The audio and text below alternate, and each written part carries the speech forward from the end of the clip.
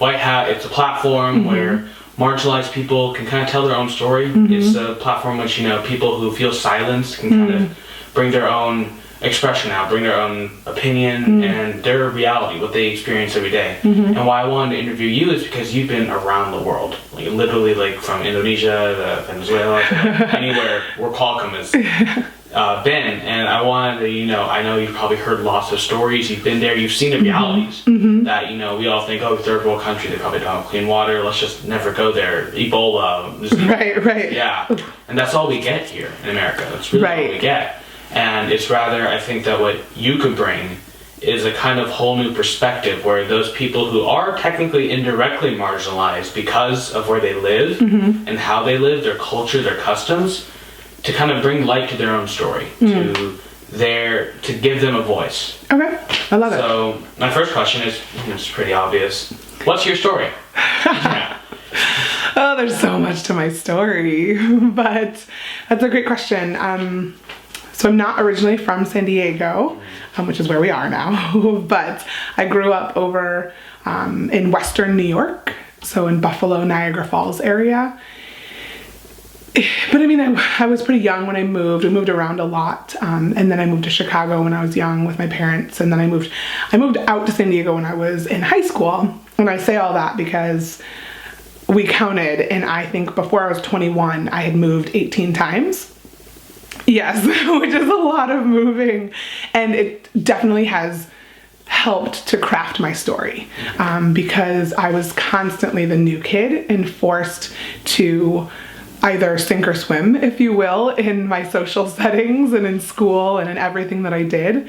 So my story is it very much revolves around becoming an outgoing person because I kind of had to, and also at the same time being like very, very independent. So I would say even into adulthood now, that has been my personality, to have a ton of friends, but to also like love being on my own and being independent and doing my own thing. But yeah, so I work though now at Qualcomm, which I know you're familiar with, and I get to do a really, really niche thing.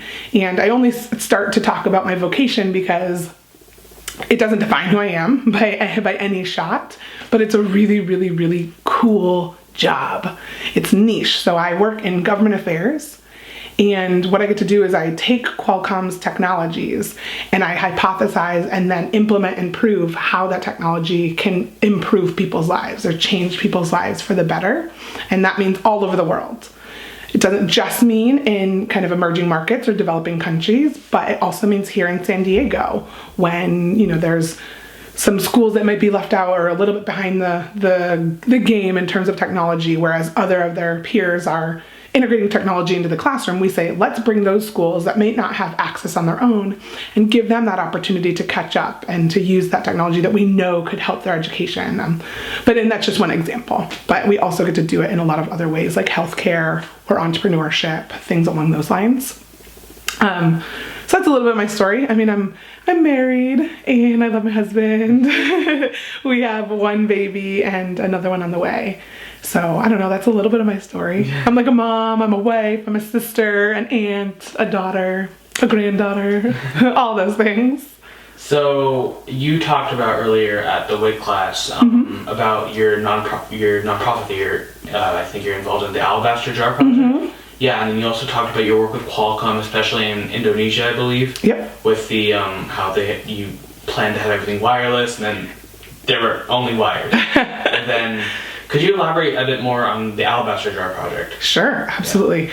So the Alabaster Jar Project, which is kind of a unique name, and I can go into that if you're interested, but essentially, I'm one of the founding board members, right? So there was 4 of us and now there's 5 of us on the board. And really that's the whole staff as well. So we're a very small team. But what we do is we realized that there was a need in San Diego for a safe place, a nurturing and a rehabilitative place for women who have been affected by human trafficking to come and to live. And, because we realized, okay, there's this issue. It's very invisible. It's called human trafficking. People think really weird things about it. They think like, oh, people prostitute themselves and it's their choice, and that's completely not true. Or they think of like Liam Neeson and like the Taken movies, right? So it's kind of two extremes. The the truth and the reality is that it's something that happens every day, everywhere all around the world. But San Diego is actually, in the United States, it's the 8th largest city for human trafficking activities. Yeah, so it's like people don't know that. And like I said, it's invisible. It's happening kind of behind the scenes. Like, it's something that it's almost like faux pas to talk about.